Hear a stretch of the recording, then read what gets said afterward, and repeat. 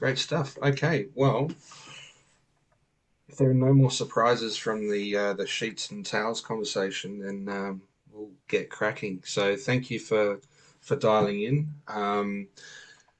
I've got a fair bit of content in here, and I tried to, pardon the pun, but I tried to scale it back quite a bit, and keep it quite simple because I wanted to try and keep it to that 1 hour time box. So please feel free to, as we're going through here, please feel free to jump in at any stage and ask questions if you've got questions. If you want to, you can use the chat. Please call out if there are questions in the chat that I've missed because I'm too focused on delivering content or having a conversation somewhere else. And yeah, otherwise we'll have a Q&A at the end. If we get time, I've got a little bit of an exercise that we can do together as well, which would be a bit of fun just to understand how to apply some of this thinking. But today, just to, I guess, give a bit of an idea of what we're going to go through and, perhaps maybe a little bit of what we're not going to go through as well, is just look at what we are going to cover today because it is a condensed version. It's a condensed summary, I guess, of the Scrum at Scale guide. So in scope today, we have got the compelling why. So why does Scrum at Scale exist? Why was it created? We'll look at how we organically scale teams with Scrum at Scale. We'll look at how we organically, we'll look at the different framework components and also look at how we organically grow the roles as well. The types of things that we won't get into today too much are looking at the scaling patterns. So if you think about anti-patterns, there is actually the opposite of that being the positive connotation of patterns. A lot of what Scrum at Scale is built around Scrum and also the scaling patterns that exist behind that. Some of the mega issues. So looking at the top 4 in detail, impediments that plague most agile transformations. We won't deep dive into each of the components. That's more for when you're doing, say, the Scrum at Scale practitioner course or something like that, where you go in depth when you've got the time to do that. How Scrum at Scale addresses retrospectives, and also that metrics and transparency element of assessing your journey in business agility and developing a heat map, which will lead to a roadmap of improvements. And we won't get into the actual metrics too much through this either. So as far as an introduction goes, if we could just use the chat perhaps, just use the chat to give a score from 1 to 10, 1 being complete newbie, through to 10 being Jeff Sutherland. Just to give an indication of where you are at in your Scrum journey. So I'm interested to understand whether you've got a lot of experience in Scrum, or whether you've joined because you're curious about scaling, regardless of whether you've had experience in Scrum before.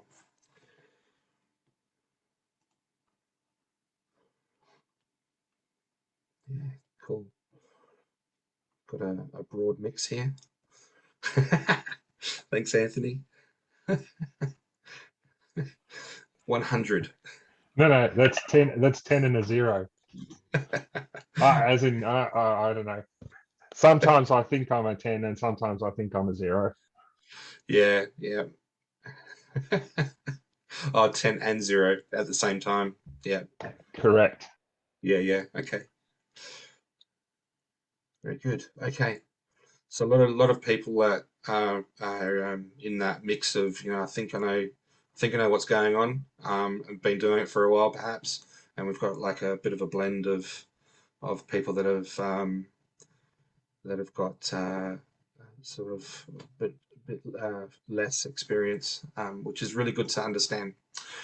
Okay, so By way of being in this meetup group, we want to get an understanding of Scrum at Scale, and see what sort of techniques there are that we can perhaps maybe apply to our own agile transformations. Scrum at Scale was created by Jeff Sutherland. So he co-authored the Scrum Guide, and originated Scrum Inc. A lot of the experiences or the case studies that are used there, they cut across software, but not only software, but automotive industry, defense, manufacturing, process improvement. Doesn't really matter. Scrum can be applied in a technical and non-technical sense. From my perspective, I'm coming in at it from a Scrum at Scale point of view, having trained with Jeff. And I guess a little bit about me is that I currently work as an agile practice leader within a finance in the finance industry, but I've had experiences outside of there in telecom, utilities, education, government, etc. Have had numerous experiences in technical and non-technical teams. And I'm personally on a mission to demystify Agile at scale. That's why I started up this meetup group. And yes, so I am a Scrum at Scale trainer, but I'm also a safe trainer. So, but as part of this meetup group, we want to encourage anybody that's got any experiences with any scaling method, regardless of whether it's less or DAD or Nexus. We want to encourage people to participate and get an idea of what other methods are actually out there and what has worked for people in what circumstances, and provide an opportunity for people to share those. So in scaling agility, so why was Scrum at Scale created?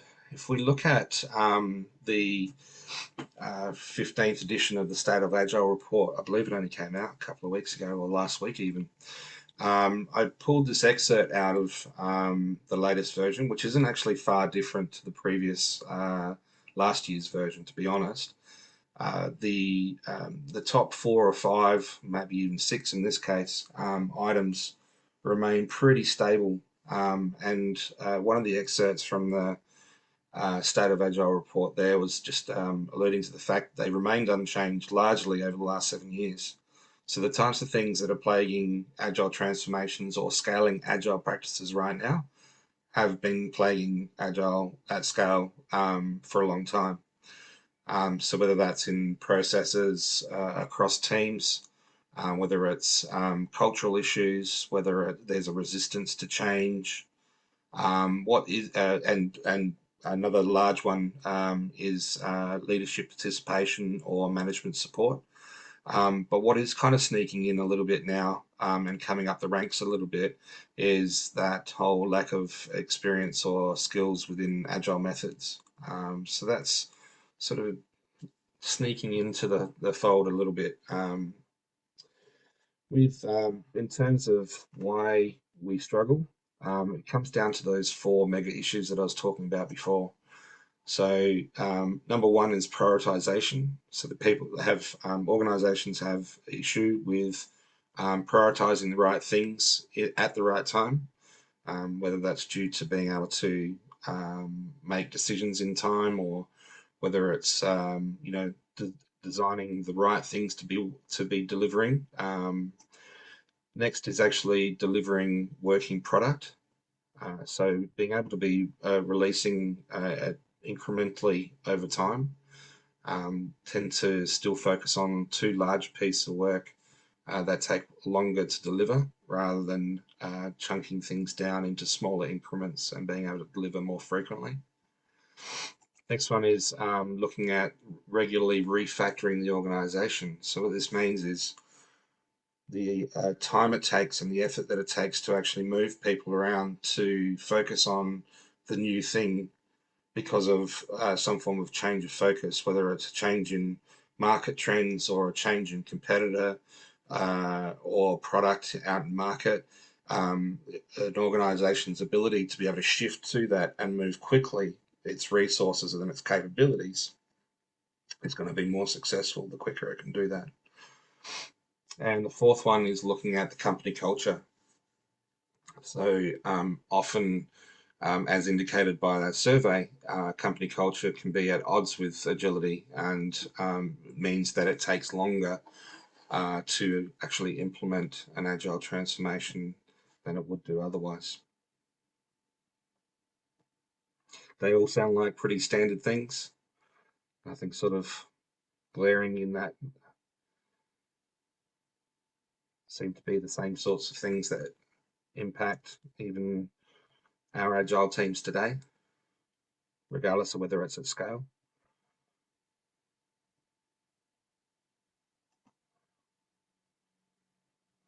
Okay, so we're going to look at the what. So we've just had a look at why, but in terms of what, um, when we bring Scrum at its basic level, there's 3 roles, 5 events, and 3 artifacts, and that doesn't really change when you scale.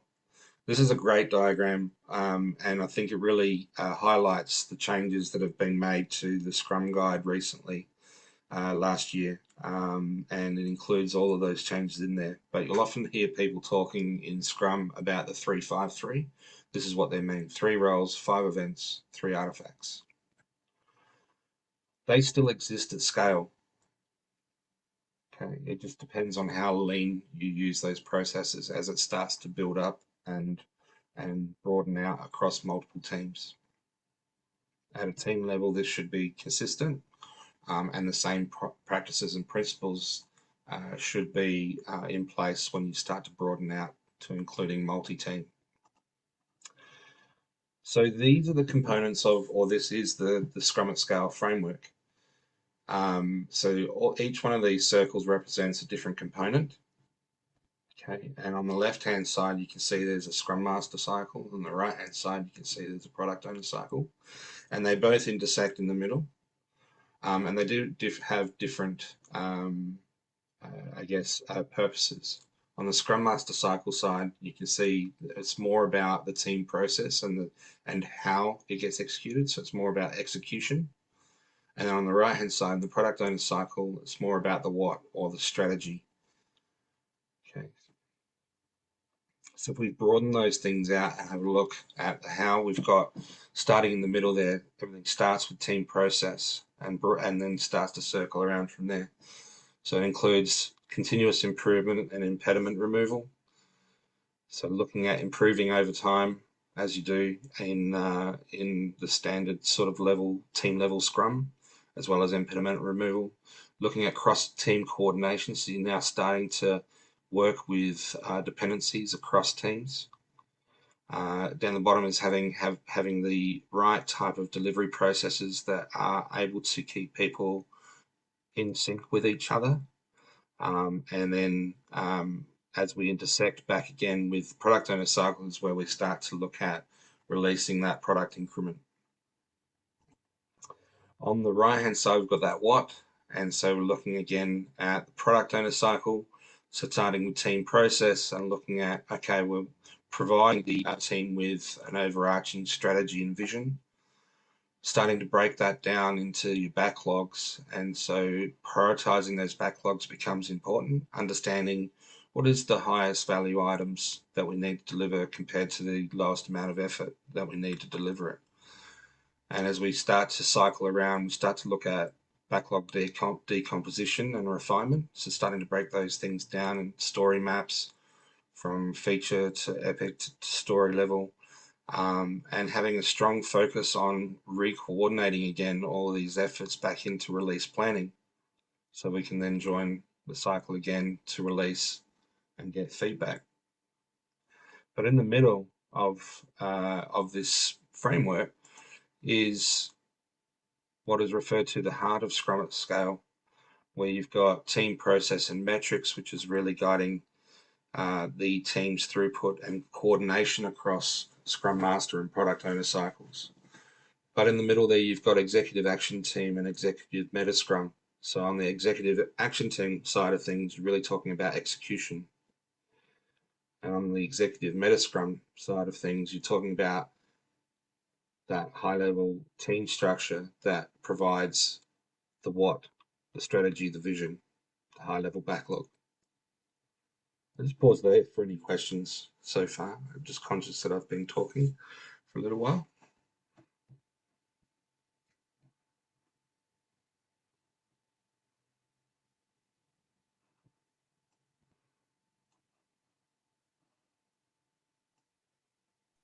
Cool.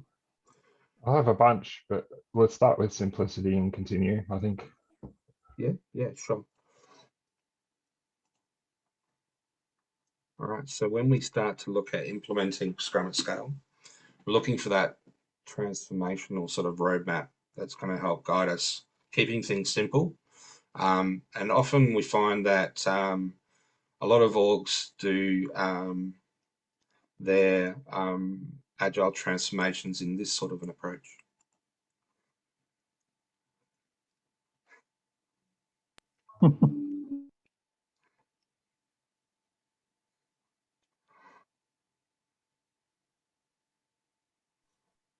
What sort of metaphors is this popping up for you? Hit the ground running. Hit the ground running? Yeah. Can't afford to slow down. Just, it's fine. Take all the risks. No problem. No one's gonna, So I'm waiting for one where someone actually changes the wings on a plane while they're trying to fly it. Now that would be awesome. Good one. I'm pretty sure that'll be up against some sensitivity or some what do they call it? Um, can't think of the right word right now. There we go. Anyway, moving on. So the general transformation path. So nice circular sort of diagram here, starting with one in the top, is looking at understanding what are the elements of success. Okay. So understanding the context of what the product is, what the customers are, the ecosystem that we're working in. Is it software based? Is it not software based? Are we going broader than IT? And I guess with that as well is, are we going with a transformation of the entire organization, or are we just creating a reference model? The recommendation is that we go with a reference model type of an approach, right? So to begin with, we really want to create this network of people on a volunteer basis and create this volunteer army, and bring people together that have got a high passion for it, for success, a high passion for the way of working, and have got the right mindset and principles and uh, want this to succeed. There are lots of different reasons why we might pick a particular product or a particular market segment or something like that. But having the right people on the journey with you makes the journey a pleasant one, and also gets the right sort of people involved. So really enlisting a volunteer army comes into play, and choosing who you start with to create that reference model to then expand on after that. Want to enable real impediment removal as well. So this is really making those impediments visible, and sometimes that can be at odds with the organization's culture. Like they don't always want to see the impediments, but when it comes to the reference model and its pathway to production or its pathway to success, we want to remove any impediment that stands in its way.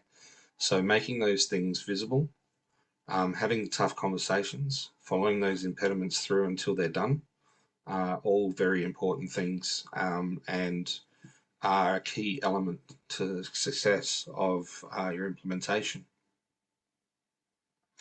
And so you start to hear things like the executive action team coming into play here, which is on the framework. And they're key to understanding the making visible those impediments and tracking them through to completion, but also measuring their success as well. So what are we actually looking to achieve out of that? Having a metric in mind that says, if we successfully remove this impediment, then we should see this sort of result. Want to make priorities as visible as well. How often might we see that our priorities are are not met because they're not highly visible. They're not in the office place. They're not on the intranet. They're not made available to all teams. So we want to make sure that our priorities are made visible. How can you make decisions day to day as a person within a Scrum team if you don't know what your backlog is contributing to from a greater purpose point of view? And we start to see by implementing some of these processes, we can start to see some cultural changes starting to shift. So if you implement some changes and provide a system that guides people in heading in the direction that you want to go in, and you've got that volunteer army to support you, you'll start to see cultural shift happening. We then start to look at forming teams around that and around product backlog, and we launch the reference model from there. We'll look at improving our processes sprint on sprint to make sure that delivery of value is occurring each sprint, and we address it early. We want the reference model to be the shining star in the organization that everybody wants to volunteer into. We want the reference model to be the ideal state that other teams then start to follow as well. So we want to make sure that everything that team does, or everything that reference model does, is done as intended for the purposes of the wider rollout. And of course, where would we be without introspective or retrospective, constantly looking back, getting feedback, changing our process, improving, and then we look at spreading the model from there. Okay, so we've launched the first reference model. It's starting to work, and then we can start to build out from there. So how do we do this? Let's first look at the Scrum Master role, or scaling Scrum and the Scrum Master. So with that in mind, we probably all are familiar with the cross-functional Scrum team, but just to make sure, just want to highlight a couple of things on this slide. So we've got a team that's made up of 3 to 9 members. Statistically, I believe that the ideal number is actually 4.6, the average of 4.6. I don't know where the 0.6 comes from. I don't know what their name is. But let's just say that the ideal team size is probably more like 5 than it is upwards towards 9. 0.6 is So Warwick Davis, isn't it? I'm sorry, say again? The 0.6? Warwick Davis.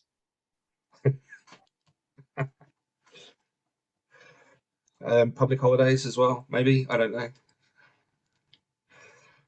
Yes.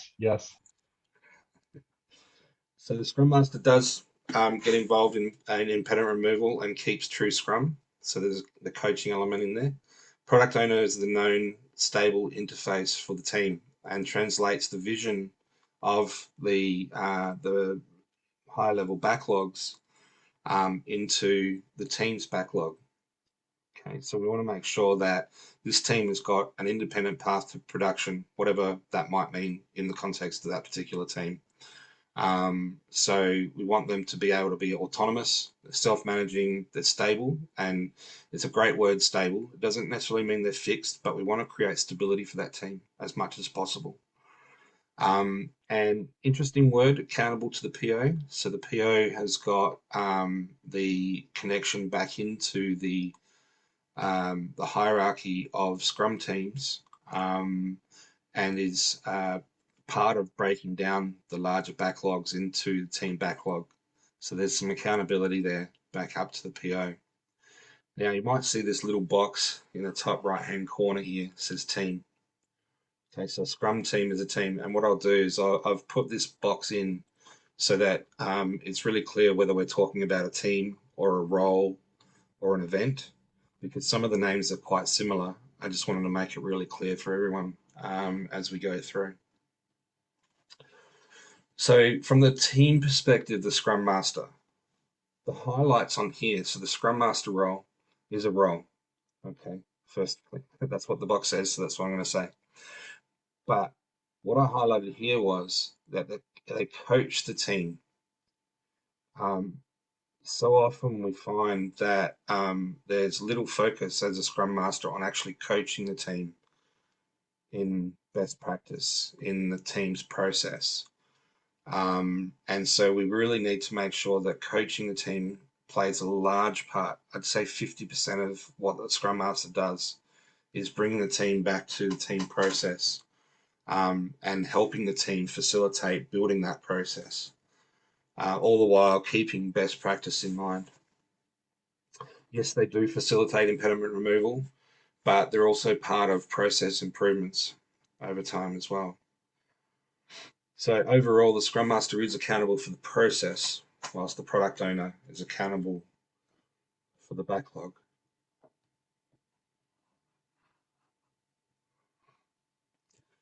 This one here, Scrum of Scrums. From a Scrum of Scrums perspective, this is where we start to broaden out. So we take one team, we're starting to add multiple teams. The Scrum of Scrum is still a team, as highlighted on the screen here. Okay, it's not an event. It's a set of teams that need to deliver together. They're a team of teams. They're responsible for an increment of product at the end of the sprint, scaled up. So the combination of, say, these five teams together will produce an increment of product at the end of the sprint. And they all have a common goal. And they must deliver the chief product owner's sprint goal. So we're starting to talk about how a product owner is elevating up to chief product owner as well. Okay, so Scrum of Scrums. And so if there's a chief product owner, there should be another role for a Scrum Master in alignment with that as well. And we'll get to that in a second.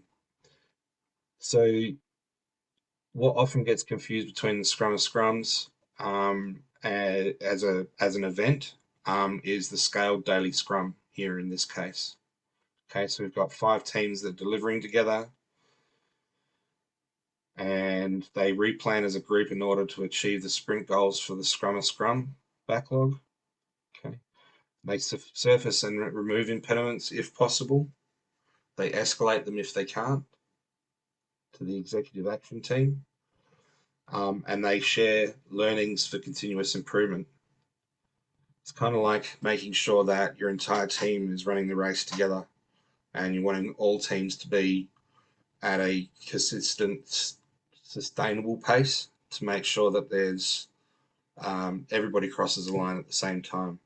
There's no point in having one team who's highly efficient or able to go very fast, whilst the rest of the four can't go as fast.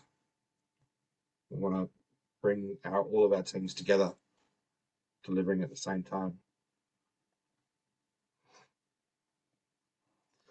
So in this case, an ambassador from each team could attend. Okay, it is likely that we're going to see the Scrum Masters be the ones that would attend this. It's a natural sort of fit for the Scrum Masters to all be attending the scaled daily Scrum, but it doesn't have to be the Scrum Master. It could be a team representative.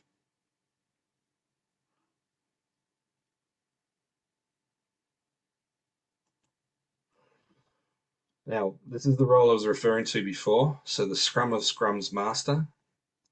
Okay, so when you have this sort of environment, you've got a chief product owner with a Scrum of Scrums, and you've got a Scrum of Scrums Master. Okay, now the thing that's really important about this person is they have to be somebody who has got enough power, either through delegation or because they understand the processes or how the organization works best. They can be the one that helps remove impediments really effectively. They can coordinate multiple people across the organization to get stuff done. They have the financial authority to the financial delegation to be able to fund improvements. if need be. Okay. And in this case, they could be one of the Scrum Masters from the Scrum of Scrums, or it might need to be somebody else. So this side, the SOSM is more of a, is actually beyond the GSM in a way, because he has a financial authority, budget authority also. Yes.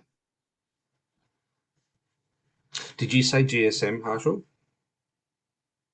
Group Yep. Scrum Master. Yep. Yeah, yeah. Ideally, but the thing is that within an empowered team like that, you're wanting that group Scrum Master or Scrum of Scrums Master, because your organization might call it different things. And so in Harshal's case, we're talking about a group Scrum Master. So the group Scrum Master may actually have financial authority that's higher than a Scrum Master. It might be that's equal to, say, a product owner or something like that. So depending on your organization, it can fit that way. Either way, you want someone who doesn't have to go ask someone else to remove impediments, get things out the door, that kind of thing. Basically, otherwise, all you're doing is creating a go-between, and that's not effective. Yeah, yeah, and that's not the intent. Is that you want minimum viable bureaucracy, basically. Yep. Yeah. And maybe like if you're in a situation where that person through the organization has been put into place but doesn't have that delegation, then that's perhaps maybe a type of impediment that we can look at addressing, right? So, can a group Scrum Master have the delegated authority for a certain amount as part of the escalation of impediment process? Yeah.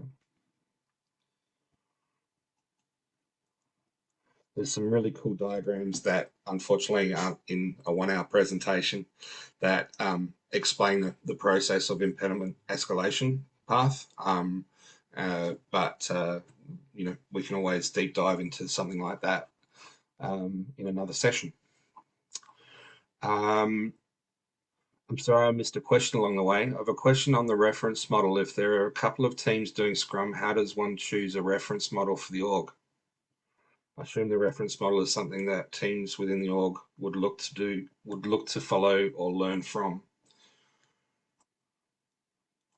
I think to answer that question, the reference model, like, you can choose a number of different ways to identify your best reference model, and it might be, that you've got a volunteer army first and foremost, right? It might be that you've got a group of people that have got a common mission, and we can now organize them in this way and look at showing how this way of working can benefit by collecting data, showing the benefits in real fact. But it might be that you've got a particular project in mind that you might have a team or two because perhaps maybe creating just one team is too large for a Scrum team. And so the type of project you might choose is perhaps maybe something that you've got a lot of experience in, or there's a lot of knowledge within the organization for, or that there's a pressing need in terms of there's some form of risk element, so we need to move fast on this thing. Or there are a number of different ways that you can actually determine what the best reference model is. If it's just purely producing facts that show the benefits that Scrum can introduce if you're working in this way, then you can just simply choose the right sort of project and organize yourself around that and create your reference model that way. Thanks, Jason. Cool. All right. So, here we go. I'm going to say it. Scrum of Scrum of Scrum of Scrums. No, was that too many Scrum ofs?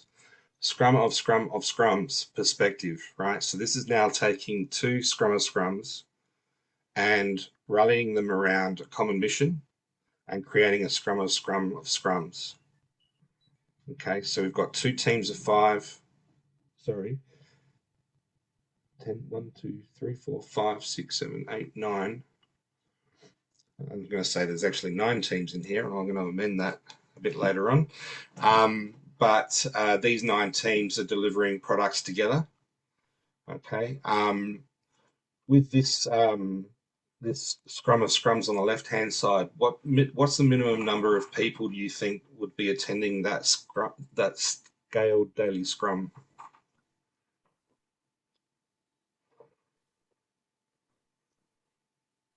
Five. Yeah, 5 or 6. Yeah, depending if they have their like an independent Scrum Master or whether they come from the actual team themselves. Yeah, and on that center one, the scaled daily Scrum that exists that connects the two Scrum of Scrums. What's the minimum number of people attending that scaled daily Scrum? Start with 2 or 3. 2, 3. Yeah, spot on. Good stuff.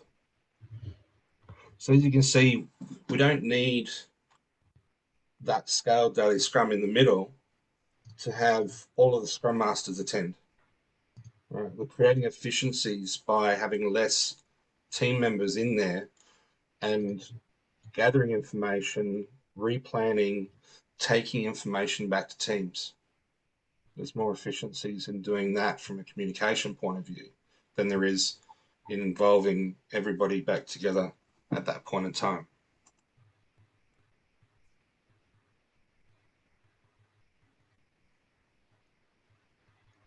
Manish, can I ask a question about your question? What other tools can you set up for following up on the outputs and outcomes of a Scrum of Scrums? When you say tools, what do you refer to? Well, it's mostly around being able to actually monitor the outputs or the outcomes of these stand-ups or Scrum meetings. Yeah, sure. I've often faced this issue where usually you end up creating a number of JIRAs to actually track all the actions or set up some sort of a planner to actually track the action items. And that's not very effective. So are there any ideas basically that we can actually take up? Yeah, for sure. And I mean, I use the phrase frequently. You can scale things up or you can scale things down. These are tools and techniques that you can use as complex or as simple as you like. Unfortunately, the way the world at the moment is that we rarely get the opportunity of working, co-locating and working together, right? So we do have to use tools to coordinate our work. And I guess it really depends on what it is, how big the organization is that you're working in. But you don't necessarily always have to create a new JIRA for each team or each project. What you might find is that if you're organized in this sort of fashion, is that you could potentially have a single JIRA instance at the Scrum of Scrums level, and segregate your backlogs based on something like a component or something like that, and have different boards so that you've got a focus for your team, but you've got the big picture still at play. Because working in this way, creating these stable teams and organizing around value, you might be better off organizing a JIRA around that value set or that value stream, and having different projects come through your backlog that way, so that the team's backlog remains the same instance, but the projects come through as just the next piece of work. Depends how value flows, depends on the sources of the work. Is it always the next broken down piece from the bigger piece of the bigger piece? Right. Versus I'm observing networks of teams who, their stuff turns up from anywhere. It's crazy.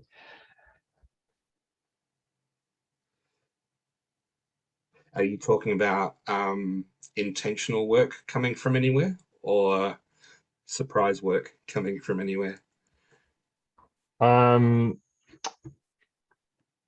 Some intentional, mostly surprise, which itself is it's a different, that's a different problem. But Yeah. you're right. But basically, stuff that turns up that is somewhat irrefutable and has to be picked up, Yeah. doesn't always come from the same source. At least if you can get it to come through a product owner where it's mostly plannable, you kind of, Yeah.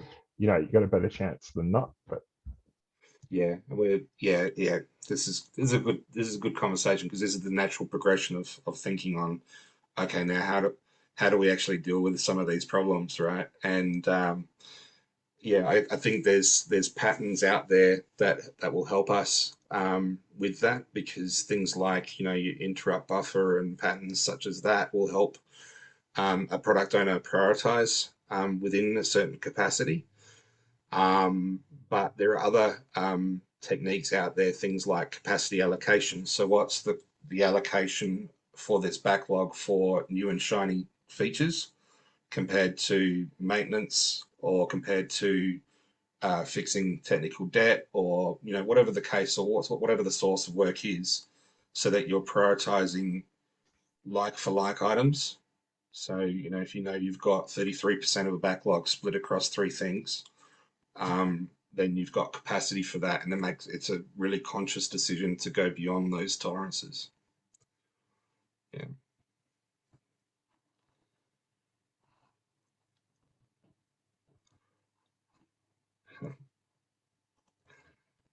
Alrighty. So next level of scale is looking at the executive action team perspective. Should interject some form of aggressive tiger or shark or something eating the impediments, but EAT is an accidental and wonderful accident of acronym. Thanks, Anthony. And so looking at the gradual growth that you see, this is very organic growth, right? So you've got a Scrum team that is clustering around a scaled daily Scrum. It has a mechanism called Scrum of Scrums, or Scrum of Scrums, depending on how big the teams are, what the value is that we're chasing. And they could all be going to one executive action team to resolve organizational level impediments. The EAT themselves have a daily Scrum. Okay, so it's org-wide scale daily Scrum. So again, trying to separate out those what's an event versus what's an actual team type of conversation here. Even at this level, at Scrum of Scrums, Scrum of Scrums, EAT, whatever the case might be, each level is still following a 3-5-3. Right. So it's got the 3 roles covered. It's got the 5 it's got the 5 events covered in some capacity. Right. It's refining, it's prioritizing the backlog, it's planning, it's reviewing, it's it's looking at retrospective and improvement along the way. So each of these levels is doing that, but it might be very scaled back. Doesn't have to, you don't have to think of it as, oh gosh, if we're all doing sprint planning on day 1 of the sprint, that means, oh, where am I going to go? Am I in the team level, or Scrum of Scrums level? Or you find different mechanisms. You can offset some of these events so that you can get the right attendance to work.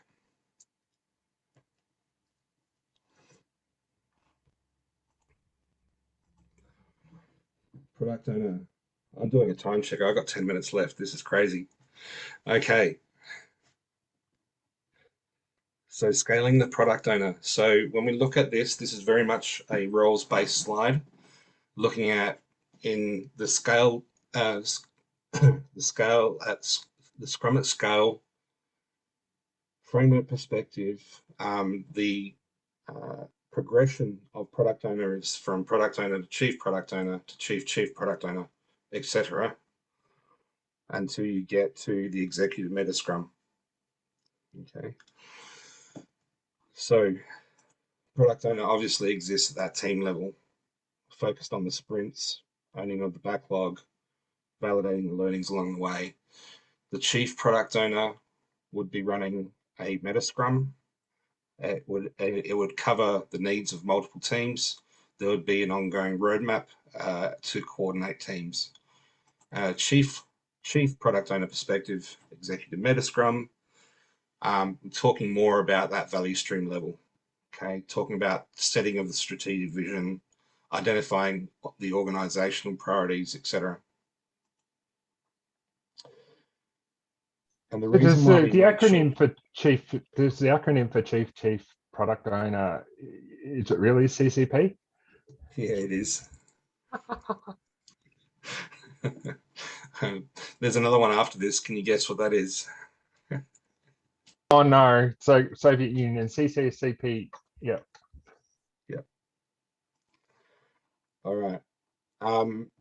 The reason why we have a product owner at each of those levels, and whether they're like full-time or they're, they've got other duties somewhere else, but they play they facilitate the role of the product owner at the different levels, is to make sure that we have good, strong decision making where it counts at the right time. Okay. So slowness in making decisions is the primary driver of project failure and budget overruns. So you can see there, having a decision latency of 5 hours here, you can see the 21% of success here. Just changing it to 1 hour changes it significantly. All right, 75% success rate when you speed up your decision-making processes. But the product owner needs to be empowered. So that means both from an organizational perspective, they're empowered, they've got the right delegation, they're empowered to make decisions autonomously where it's required and within certain tolerances perhaps. But the actual product owner themselves also needs to be decisive.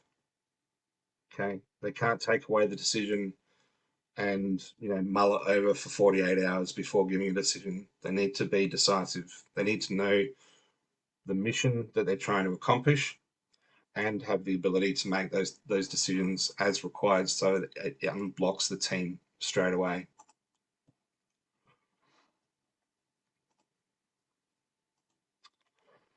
So scaling product owner and the meta Scrum. So this is like the next level up. So this is team level to now meta Scrum. And this is talking about the what. So this is on the product owner cycle side of things, right? So what are we prioritizing? What are the teams going to be working on? Okay. And what we need to do is we create this cycle of events of gathering key stakeholders, leadership, and product owners. It's run by the chief product owner. It happens periodically over time, okay? And the idea is that they create an aligned, or they recalibrate the backlog for that level, all right? So this is the team of teams level. Recalibrate the product backlog that feeds potentially multiple teams. And we take information from that into the next Meta Scrum event to understand what needs to occur based on the outcomes of those decisions or recalibration of the product backlog and the team's execution. What do we need to take into consideration now for reprioritization into the next period? I'm trying not to suggest that this is a particular period of time, that 4 sprints is a good length of time, or 2 sprints is a good length of time, or quarterly is a good length of time. Really depends on the organization as to what that cadence is. Okay, but what it does is, for this particular enterprise, this group of teams, it rallies them around a single backlog that's distributed across multiple team backlogs. And all of this information creates a cycle of events that keeps our backlogs up to date and current as we go through each of the Metascrum events. Is anyone doing something like this now?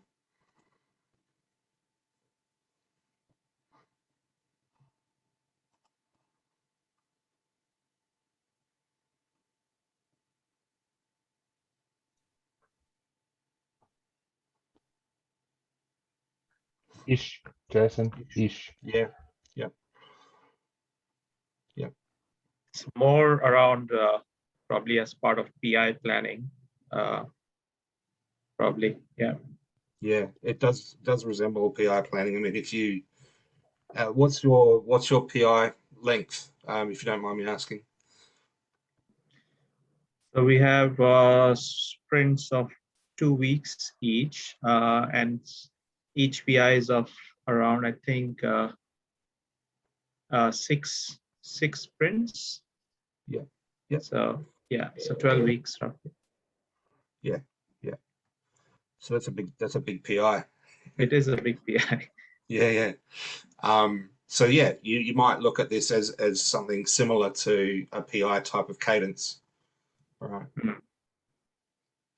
Where you're coming back at a higher level of your backlog. So say for instance, if it's stories to epics to features, for instance, this could be features that you're talking about.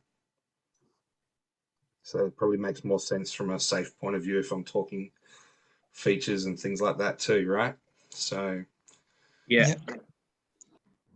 yeah.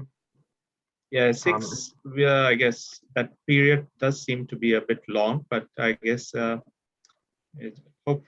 guess we're looking at this at an organization level on what kind of duration makes sense. But yeah, at the moment, that's what it is. Yeah, for sure. Jason, is there a level of effectiveness for getting that to focus on next to play or next to play, as opposed to I'm trying to move teams beyond this notion of priority being changed. So now go solve this other thing now, as opposed to no, this is coming up, so that they can continue flow, but they not just have to chop and change. Because even though that feels like agility, the reality is it can proliferate and actually bring chaos, context switching, and slow people down. Yeah, for sure. And depending on the size of your organization, how many teams are involved, things like that, that can be quite problematic. That kind of decision often falls back on financial choices. So are you recalibrating finances every quarter? Are you recalibrating them every half a year? Most people, like, I think that realistically, like if I put my safe hat on for a moment, changing budget too frequently can lead to that disruption. So, you know, you're better off finding what the right rhythm is for the organization at the time. And as the organization matures, you can start to shorten that. So yeah, sorry, regardless of the type of method that you're using, financial decisions will often lead to scope change, right?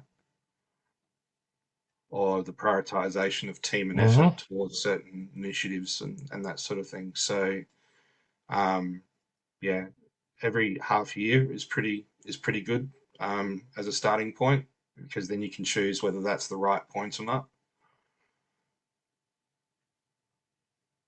I hope that answered the question. The question I have is, thank you. I was going to ask a question. Does Scrum at Scale take a position on project versus product? Because we talk a lot about product owner, product backlog, and product management is a discipline that looks beyond the lens of the final date of a project.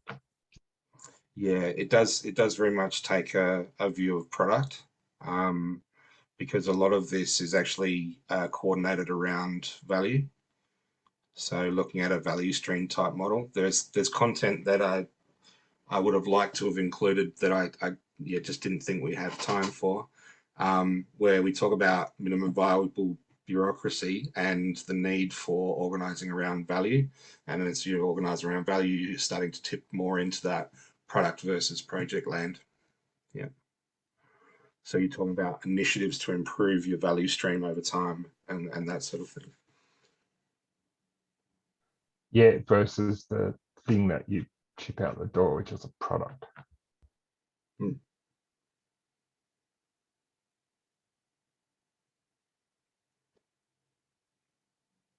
Yes. It's the product that you ship out the door. I guess it comes back down to what value is as well. So your product might actually Yep. be organizational context or organizational capability even. Okay. I'll save the digging for when the recording stops because I get people's time. No, all good, mate. No problem.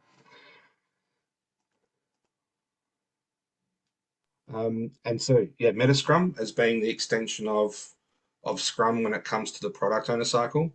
And if we need to, if the implementation approach for us is larger, then potentially we also need an executive Metascrum level to help coordinate multiple Metascrums between value streams. So executive Metascrum goals are to create an overarching vision for products and make it visible to the organization. Is to generate a single prioritized backlog of products.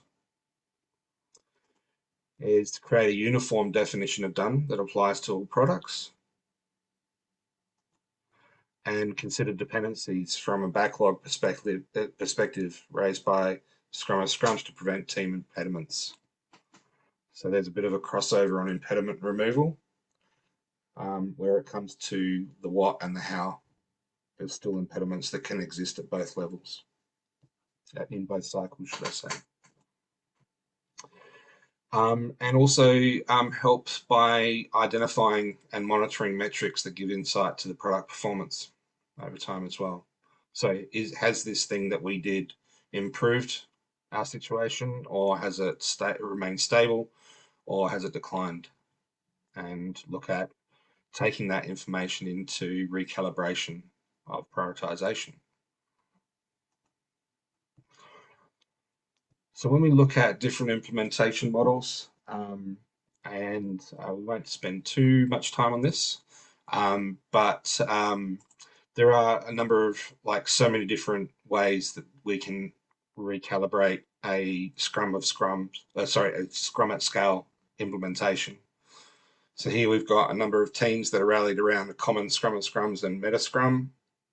Okay, so each one of these have got their own. The organization is large enough for that. The areas of value are large enough for that. Okay, so almost think of these as different value streams even. Okay. And at the center of that, we've got the executive Metascrum and the executive action team that help removing impediments and improving team process, or creating the strategy and vision and decomposing the backlogs so that the teams have got a continuous delivery pipeline. Another version here. So we've got teams around a CPO Metascrum, but there's the need to also look at a chief product owner Metascrum as well. That's happening before we go to the executive Metascrum. So there's all different types of implementations, and they can go quite large, but it's an organic growth. And because those that are in leadership or management type roles are working in the same way that the teams are, they're acutely aware of how teams are operating, and they know how to operate with them because they're doing the same sorts of things. They're working in the same sorts of way. And that's one of my favorite parts of this framework.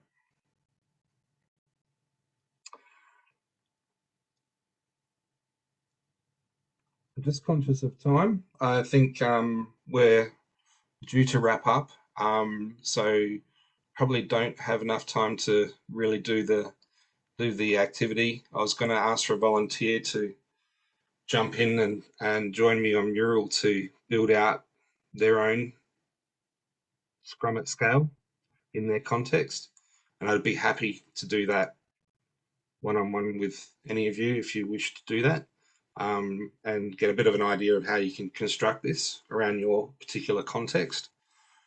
But any other questions? I may have missed some along the way. I think I've got them. I think I've got them covered, but please feel free to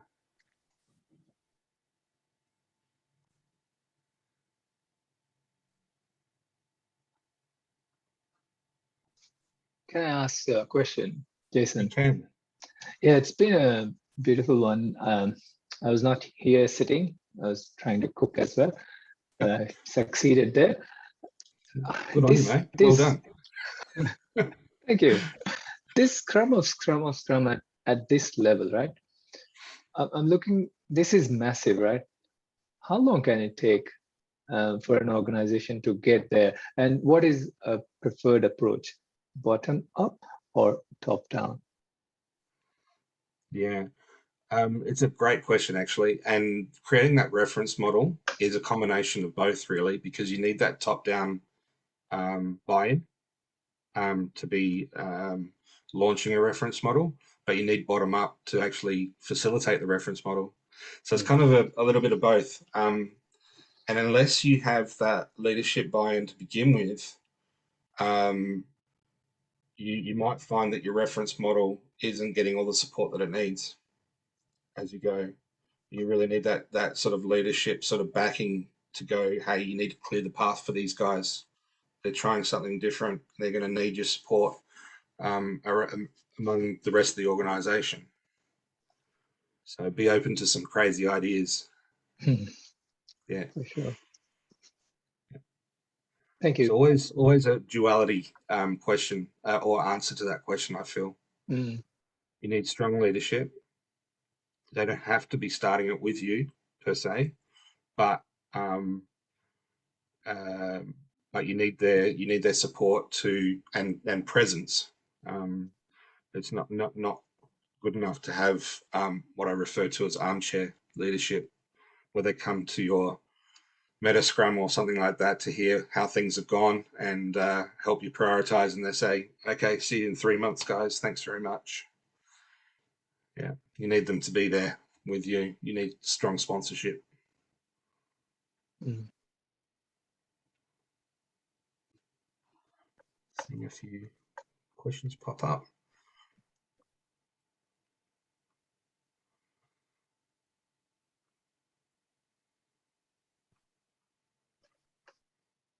And middle out. I like that. That's good. Being able to handle all politics is extremely important for the chief of the Scrum of Scrums or the Scrum of Scrums. All cultures can be very difficult to get through for adoption, and the adaptation of the Scrum at scale benefits. Often it's heavy top down over bottom up instead of both meeting between. Yeah, I'd agree with that. It's getting that right balance, isn't it?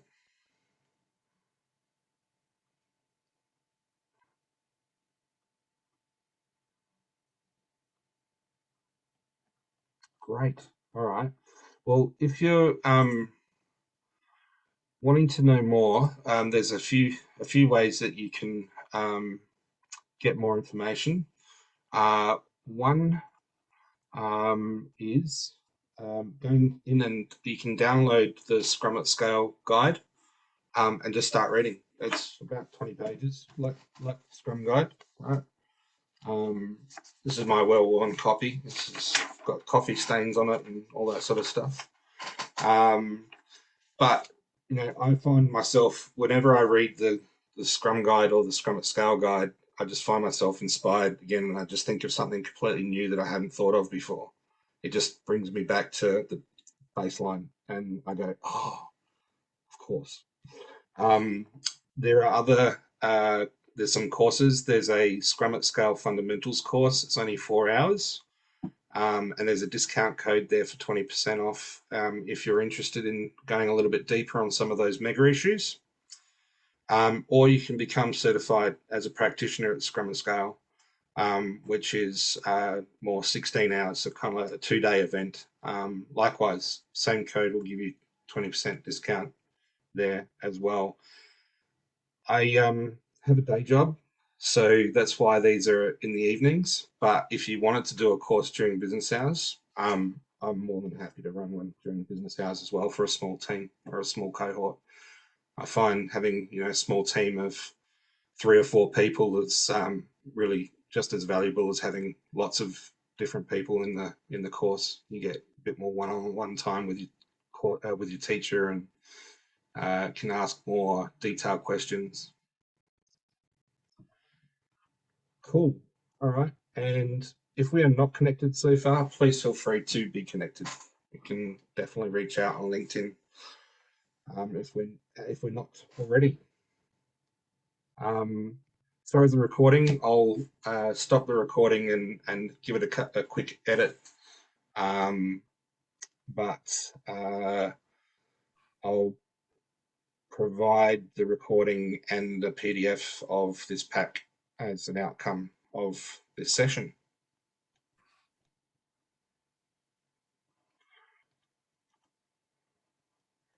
Cool. I'll stop sharing.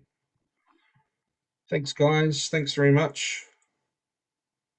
If you don't have any other questions, take it easy. Are you still recording?